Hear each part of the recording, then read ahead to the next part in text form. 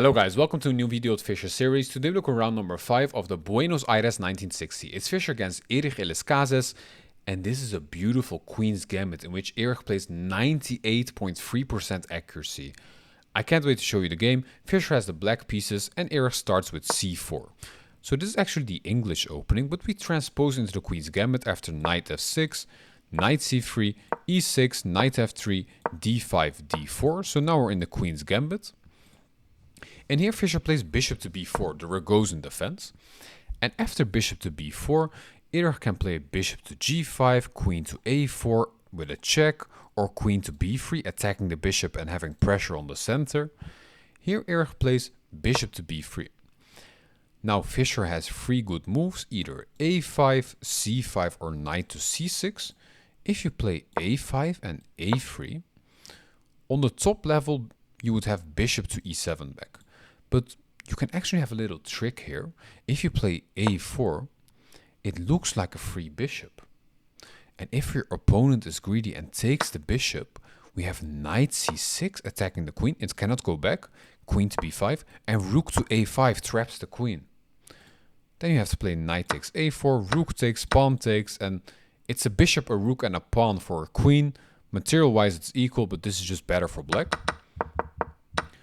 So a4 is a nice little trick here if your opponent is greedy and takes the bishop. So c5 is also the best move. And after pawn takes, we do not take back with the bishop. We play knight to a6, defending the bishop and later on taking this pawn with tempo on the queen. For example, after pawn takes, knight takes, now it defends the bishop and we can take the pawn. If white tries to play e4, kicking this knight, we just take the pawn. The queen is under attack. You cannot take the bishop, it's defended. So queen c4. And now knight takes e4, a really nice move. Just giving away this piece. Since after queen takes, we now have knight takes c3, attacking the queen. You cannot take the knight, since then you're losing the rook.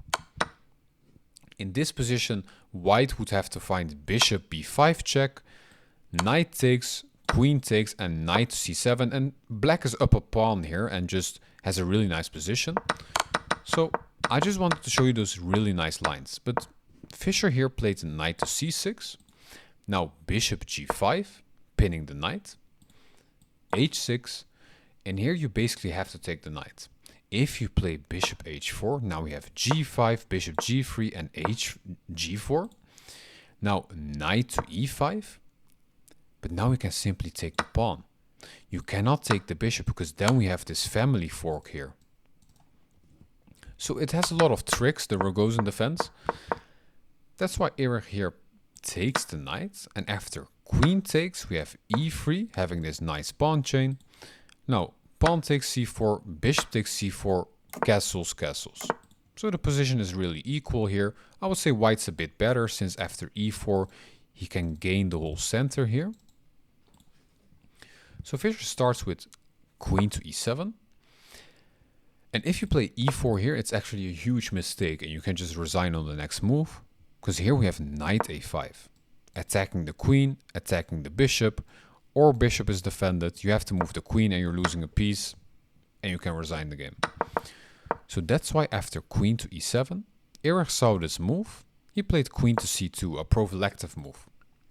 After queen to c2, this bishop was pinning the knight, but it's not pinned anymore since the king is not on e1. So I would rather keep the bishop here, have the bishop pair, and continue the game. So that's why Fischer plays bishop to d6. Now rook a to d1, bring the rook into the center. King to h8, not wanting the king on the light squares here, where the bishop is facing. a3, limiting the dark squared bishop. And after a3, if you play a slow move like b6, now white would play e4, later e5, and then the dark squared bishop is trapped. So that's why Fischer plays e5 here. But e5 weakens the d5 square. So now Erich can play knight to d5. Queen goes back. Pawn takes, knight takes, and queen takes, threatening checkmate in one. So f4, queen goes back. And you can see black's position is really passive here. White has a weakness now, the backwards pawn. So that's why Erich makes sure that it's not backwards anymore, and he pushes e4. Now c6, kicking the knight to c3, and bishop back to c7. After bishop back to c7, we have queen to e2, bishop to e6, developing our other bishop, and e5. So it's not backwards anymore, and it's limiting the dark squared bishop here. After e5, we have queen to e7, and knight to e4. We want to bring the knight to d6, where it has an outpost, and if you take it, we can make a passed pawn. So knight to e4 is a really nice move. Now rook a to d8, and king to h1. So Erich doesn't rush here. He doesn't want his king on the dark squares, where the bishop can give a check later maybe. So after king to h1, rook f to e8, and Fischer is probably expecting knight to d6. But here, Erich plays bishop takes e6, queen takes e6, and knight to c5, attacking the queen and attacking the b7 pawn. Queen goes back to c8, and look at Fischer's position. He has a really passive position, and, well, he just has to defend this, right? So, Erich keeps the pressure on. He plays queen to h5, attacking the f7 pawn. Fischer does find a nice defense. He plays rook takes d1, rook takes d1, and now rook to d8. If you take the pawn, you're just losing in one move. That's why Erich plays h3, so he has no back rank problems. And the rook is defended by his own queen now. After h3, we have king to g8, defending the f7 pawn. Rook takes d8, queen takes d8, and e6. Erich is really putting on the pressure here. He plays beautiful chess. After e6, we have queen to e7, defending the f7 pawn. Queen f5, centralizing the queen. And b6, kicking the knight away. If you move the knight away, it's really nice for black. So Erich finds a nice intermediate move. First taking the f7 pawn with check. Queen takes f7 and queen to c8, giving a check here. King h7, and now knight to e6, a really nice move. You defend your f4 pawn, and you also attack the bishop, which is attacked twice now. So you have to play bishop to d6 as Fischer. After bishop to d6, we have g4, queen f6, attacking the b2 pawn, but simply queen to d7. If you take the pawn now, you're losing the bishop. So here Fischer's like, okay, fine. I cannot take the pawn. I have to play passively. I've been playing passively the whole game till now. Let me play queen to e7, exchange the queens, and a bishop should be better than a knight in an open game, right? So here we have queen takes, knight takes. Now knight to d4, c5, kicking away the knight, but now knight to c6, forking the bishop and the pawn on a7. Fischer plays bishop to d6, and knight takes a7. So Erich here is up a pawn, and here you should simply take the pawn and then hunt those pawns. We have knight c8 then, taking those pawns, and it should be a draw. But here Fischer probably wanted more. He plays c4. He doesn't take the pawn. Now we have knight to c8, and in this position we have, well, it's basically a critical position in which black has only one move to keep the game equal. I would say try to pause the video here and find the move which keeps the game equal. So on this position, we have bishop takes a3.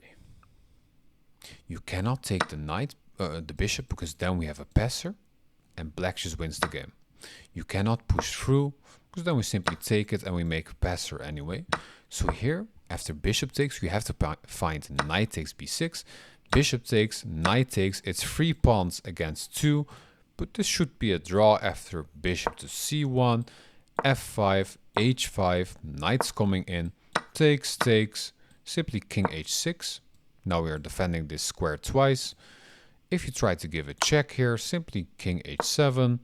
Now g5, it looks defended, but simply g6. And if you push through here, we have king g8, attacking the knight. Knights give a check, but simply king f8 here.